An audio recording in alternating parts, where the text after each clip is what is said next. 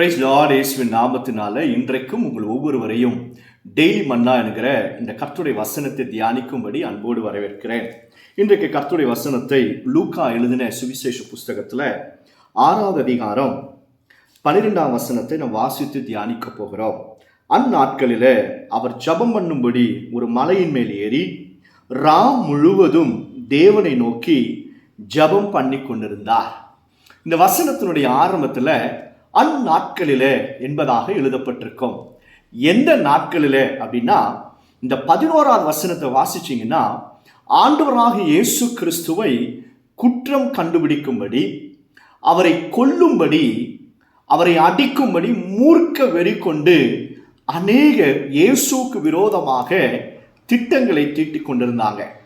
இயேசுவை எப்படி சாகடிக்கணும், இயேசுவை எப்படி அவமானப்படுத்தணும், இயேசுவை எப்படி குற்றப்படுத்தணும் என்று சொல்லி அநேக விரோதமாக, இயேசு கிறிஸ்துக்கு விரோதமாக அவங்க பலவிதமான திட்டங்களை செய்வதை நம்ம இந்த இடத்துல வாசிக்கலாம். ஆனால் இயேசு என்ன செய்தாரா? மலை மேலே ஏறி ஜெபம் பண்ணி கொண்டிருந்தாரா. பயங்கரமான ஒரு சிச்சுவேஷன், சூழ்நிலையில இயேசு பதட்டப்படலை, பயப்படலை, ஊழியத்தை விட்டு பின்வாங்கி போகலை. மாறாக இயேசு செய்த காரியம் 12ஆம் வசனத்துல ராத்திரி முழுவதும் ஜெபம் பண்ணி கொண்டிருந்தார். அல்லேலூயா. கையை உயர்த்தி ஆமென் சொல்லிடுங்களேன். இந்த வசனத்தை கேட்கிற அருமையான தேவ பிள்ளைகளை, உங்களை கொல்லும்படியாக உங்களை குற்றப்படுத்துகிறார்களா? உங்களை கொல்ல நினைக்கிறாங்களா? இவன் செத்தா நல்லா இருக்கும்னு சொல்லி எதிர்பார்க்கிறாங்களா? இனி நீ பூமியிலேயே இருக்கக்கூடாது என்று சொல்லி உங்களுக்கு விரோதமாக பலவிதமான காரியங்களை சத்துருக்கள் எழும்பி செய்கிறாங்களா? நம்ம என்ன செய்யணும் அப்படின்னா, ஜெபிக்க ஆரம்பிக்கணும். That is the right situation or the circumstances to increase the spirit of prayer. அதுதான் சரியான சூழ்நிலை. நீங்க அதிகமாக ஜெபிக்க வேண்டும் என்பதாக கர்த்தர் விரும்புகிறார். ஏன் அப்படின்னா, எங்கெல்லாம் சத்துருக்கள் எழும்புகிறார்களோ அங்கெல்லாம் தேவன் தம்முடைய பிள்ளைகளை பெருக செய்கிறார். இஸ்ரவேல் ஜனங்களை எகிப்தியர் அதிகமாய் நெருக்கினார்களாம், ஒடுக்கினார்களாம். வேதத்தில் எழுதப்பட்டிருக்கு, அவர்கள் ஒடுக்க நெருக்க இஸ்ரவேல் ஜனங்கள் பெருகினார்கள் என்பதாக எழுதப்பட்டிருக்கிறது. இந்த அதிகாரத்தில் நீங்க லூக்கா 6ஆம் அதிகாரத்தில் 12ஆம் வசனத்துக்கு அப்புறம் நீங்க பார்த்தீங்கன்னா, இயேசு ராத்திரி முழுவதும் ஜெபம் பண்ணி விடிந்த பிறகு இயேசு என்ன செய்தாராம்? சீஷர்களை அழைத்து அவர்களுக்கு ஒரு பெயரை சூட்டுகிறார். ஒரு புதிய பெயரை தேவன் கொடுக்கிறார். என்ன?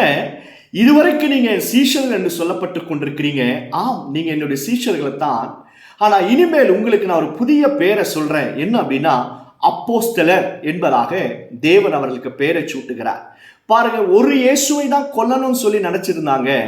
ஆனா இயேசு ஜெபித்த பிறகு, அவர் அப்போஸ்தலர் என்கிற பெயரை சீஷர்களுக்கு வைத்த பிறகு சீஷருடைய கூட்டம் பெருக ஆரம்பித்தது. 12 120 மாற ஆரம்பிச்சது நம்ம பார்க்கிறோம்.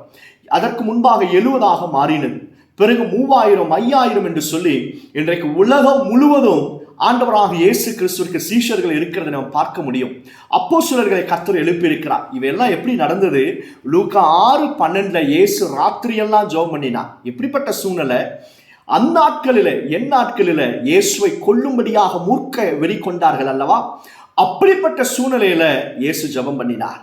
இந்த வசனத்தை கேட்கிற அருமையான தேவனுடைய பிள்ளைகளே, உங்க ஊழியத்தின் பாதையில, உங்க வேலையில, உங்க குடும்பத்துல உங்களை குற்றப்படுத்தும்படியாக எழும்புகிறார்களா? உங்களை விரோதமாக எழுதுகிறார்களா? ஜெபம் பண்ணுங்க. உங்களை கொண்டு போய் போலீஸ் ஸ்டேஷன்ல நிறுத்துறார்களா? ஜெபம் பண்ணுங்க. உங்க மேல் வழக்குகளை போடுகிறார்களா? Start praying. நீங்க இருக்கவே கூடாது என்று சொல்லி செய்வினைகளை செய்கிறாங்களா? Start praying. ஜெபம் பண்ண ஆரம்பிங்க. உங்க ஊழியத்தை கெடுக்கும்படியாக சிலர் எழும்பி வருகிறார்களா? ஜெபிக்க ஆரம்பிங்க. கர்த்தர் ஞானத்தை கொடுப்பார். புதிய வெளிப்பாடுகளை கர்த்தர் கொடுப்பார். பாருங்க, கொடுப்பது மட்டுமல்ல, நீங்க இருக்கிற நிலைமையிலிருந்து கர்த்தர் உங்களை பெருக செய்ய போகிறார். அதுதான் அடையாளம்.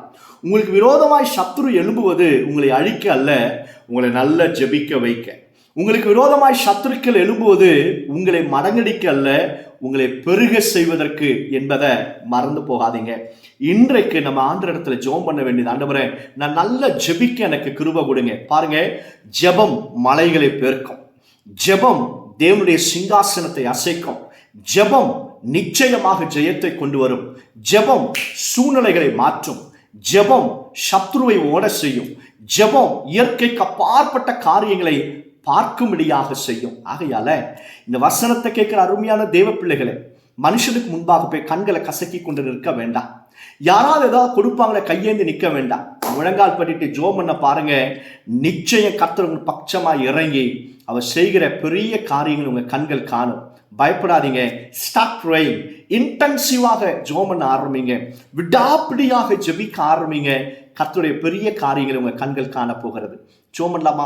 பரலோக பிதாவே, இந்த வசனத்தை கேட்கிற, இந்த வசனத்தை பேசுகிற எங்கள் ஒவ்வொருவரையும் இயேசுவின் நாமத்தினால் அபிஷேகம் பண்ணுங்க.